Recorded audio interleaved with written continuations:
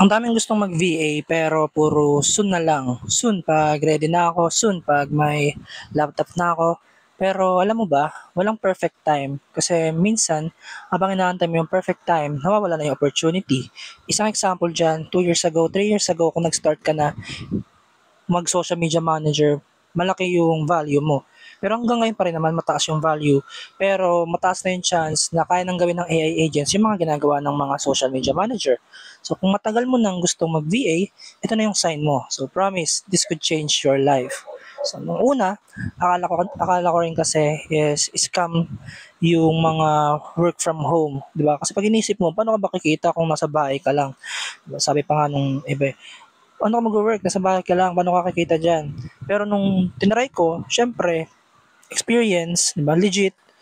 Then, nung sinubukan ko, doon ko na nakita na possible palang kumita sa bahay, di ba, kakape, naka-shorts.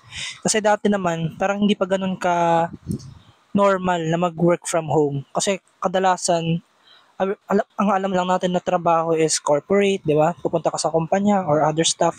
Parang di pa ganun ka popular yung work from home. So, nung natry ko siya, edi at least sinubukan ko agad, nalaman kong legit. At hindi lang pera ang maganda sa pagiging VA, it's the freedom. Yung tipong ikaw yung may control ng oras mo, may time ka sa family mo, and di ka na kailangan pang mag-commute, tapos sobrang traffic araw-araw. And super dami pang iba. For example naman, ayaw mo naman mag-work sa bahay mo, pwede kang pumunta sa coffee shop o sa ibang magagandang location para gumana yung creativity mo.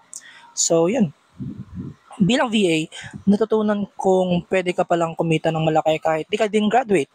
Diba? Yung puhunan mo lang utak, mindset, diba? Effort. Pero syempre, mas malaking add na graduate ka. Pero as hindi graduate na tao, is doon ko nalaman na pwede rin palang kumita ng malaki yung mga hindi graduate. Basta meron kang utak. Basta may laman yung utak mo. Ngayon, may mga VA din na kumikita na 30K, 50K, 100K. So, depende yun sa skills at sa mga clients nila.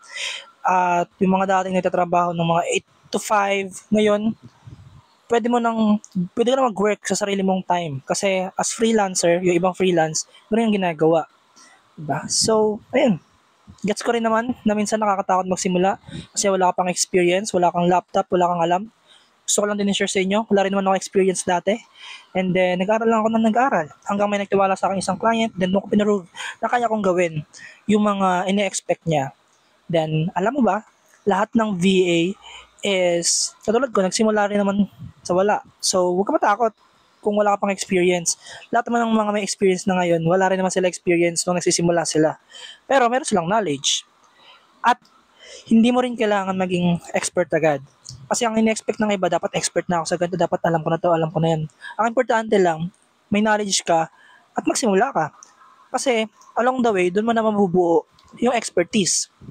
'Di ba? Dapat habang nag-work ka, doon na nabibuild yun.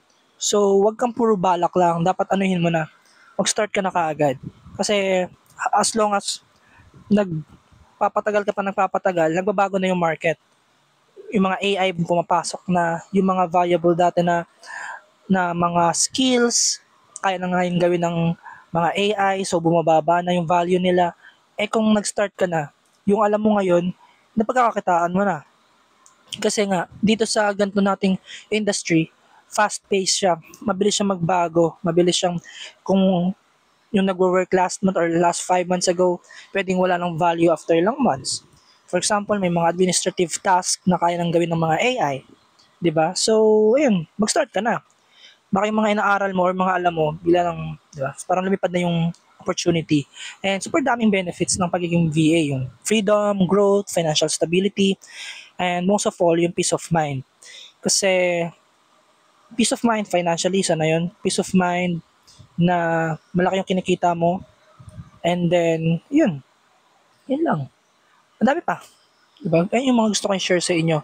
So, overall, lahat ng sinishare ko sa inyo ngayon is just my way para sabihin sa inyong mag-start ka ng mag-VA or mag-apply ka na or maghanap ka na ng client mo or mag-aral ka na ng pag-VA kasi sayang ang opportunity. Kasi, di ba, bihira lang yung gantong opportunity. Siguro 10 years ago, 20 years ago, wala tayong gantong opportunity na nasa bahay ka lang, tapos mag-a-assist ka lang ng mga client sa mga business nila, and then kikita ka na rin ng malaki. Dati, para kumita ng kung ano mang kinikita ko ngayon, kailangan ng college graduate, kailangan mo ng ilang years of experience, kailangan may ganito kang background, kailangan may ganito, ganito, ganyan, ganyan. Pag wala ka nun, hindi ka kakita ng specific na kinikita ko na kinikita ko. Maski rin ako, okay?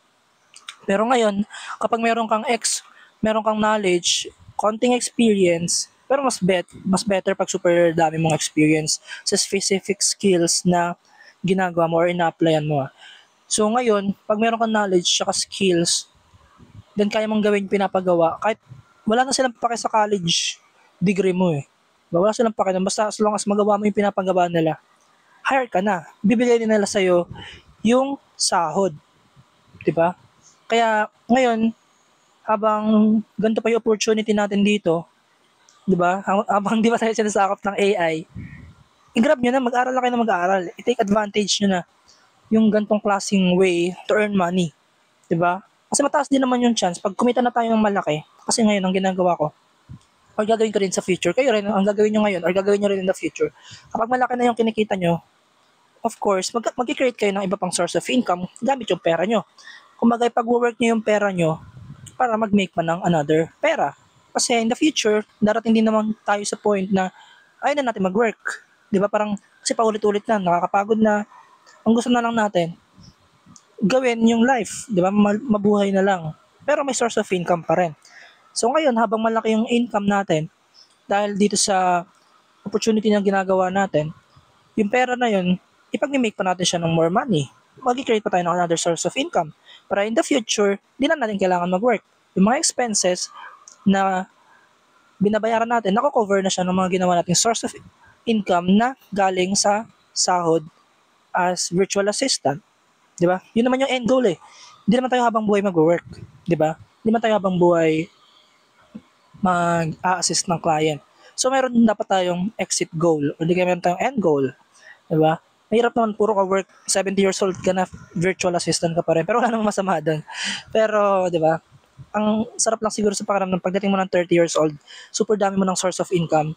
And yung mga source of income na yun galing sa pagiging VA mo. Na pinaghihirapan mo talaga. Kasi mahirap din maging VA, di man siya madali. Oo, malaki yung sahod niya, malaki sahod. Pero hindi mo talaga siya madali. May mga time na dahil nasa bahay ka, mababurnout ka, mabilis ka maburnout kasi wala kang, hindi ka nakapag-socialize. Kaya doon mahalaga yung work-life balance. May mga time na lalabas-labas ka, makikipagkita ka sa mga kaibigan mo, sa ibang tao, nakipag-socialize ka. So, ayun na yung parang break ng mind mo. Sa kung ano man. Kasi pag nakatingin ka lang sa screen, minsan, di ba, parang nakakatamad, ang tagal, ilang months ka nakatingin sa screen, ganyan. So, nakaka-burnout din siya. Pero kung for example, balance yung life mo, nag-gym ka, nakikipag-socialize ka, nakikipag-bond ka sa family members mo, sa pamilya mo, diba? Lumalabas-labas kayo, yun, edi balance siya. So, ayun, sana nabigyan ko kayo ng konting push para mag-VA na. And announcement lang pala, baka this month, mag-create ako ng community kung saan ituturo ko sa inyo lahat ng alam ko sa pagiging VA, lahat ng skills. Papagawa level yan, video editing, social media management, and then pag-create ng website, lead generation, lahat ng alam ko. Antayin nyo yan. Comment kayo kung umabot kayo sa part na to para may idea ako. Hindi, makikita ko rin naman yung sa analytics, pero comment kayo dyan. Bye-bye!